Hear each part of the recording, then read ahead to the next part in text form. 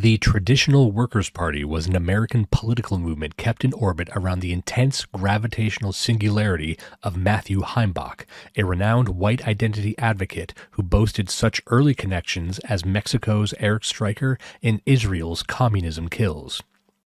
Taking inspiration from a variety of European far-right parties and movements, Heimbach envisioned a new movement that could shake off the baggage of white nationalism's reputation in America while staking a position more strongly on economic populism. This is otherwise known as a Red-Brown Alliance. Was Golden Dawn a particular inspiration, or was there a particular party in Europe that you were inspired by, or just the general level of organization they had overall? Yeah, well, definitely the NPD in Germany, and then Golden Dawn. All the guys that the first time I went actually to Greece, or it might have been the second time, all the leadership was in prison because they'd arrested them and held them for 18 months while the 5-year mega trial was going on. And I got to meet a lot of the organizers and stuff, and I was taking back leaflets and magazines and stuff like that, to then have a buddy that spoke Greek translate them for me in the United States, and looking at the propaganda styles and everything, because it was something new. Like when I started the White Student Union and wanted to look up propaganda, I had to take an old National Alliance leaflet from the 90s and change the words on it, because there was no innovation in style, in graphics.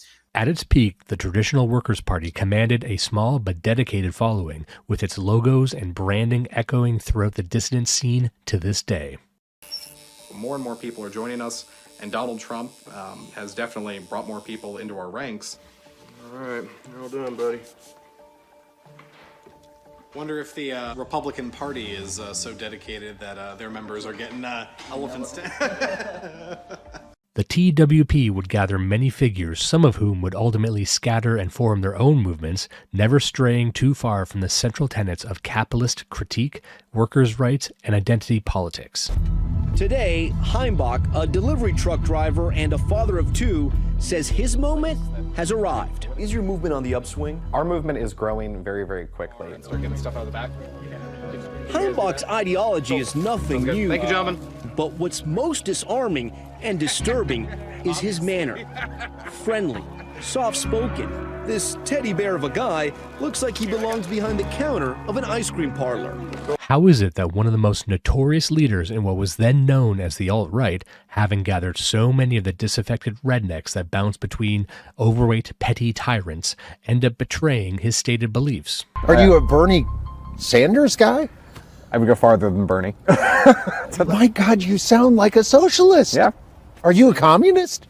I have sympathies. For Matthew Heimbach, the journey from founder of one of the country's leading hate groups to a communist sympathizer is stunning, and about face from the fascist views he shared with me just 4 years ago. Hitler? Good guy. Good guy. The downfall of the Traditional Workers' Party came swiftly, so anchored it was by the figure of Heimbach that any personal strife would spell disaster for the entire organization. And strife there was, centered in a cluster of mobile homes doubling as both command center and global intellectual center of left-wing fascism. The cataclysmic event that triggered the collapse of the TWP was a trailer park cuckolding that would eventually be known as the Night of Wrong Wives. The story is as follows. Matt Heimbach was having an affair with the woman who had previously been married to his wife's father and was currently married to a comrade by the name of Matt Parrott, a perennial fixture in the dissident right formerly known as the alt-right. Matt Parrott and Heimbach's then-wife, Brooke, were suspicious of their respective significant others and went to catch them in the act. Heimbach and Parrott's wife were engaging in soul-punishing intercourse, leading Parrott to perch upon a wooden crate to peer through the window of the trailer in an act of Clouseauian spycraft. What he beheld must have shaken him to the core. The subsequent shockwaves of cuckoldry caused an imbalance of weight distribution, causing the crate to collapse beneath him. Alerted to the uncovering of his twisted carnal act, Heimbach rushed outside, where he ultimately assaulted both Parrott and his own wife, who had joined in on the exposure. There is debate on who initiated the physical altercation and whether or not Heimbach was nude. Heimbach would proceed to seek refuge in the most obvious place his mind could muster, a nearby McDonald's. There he awaited the eventual police that Parrott had alerted, accusing him of assault.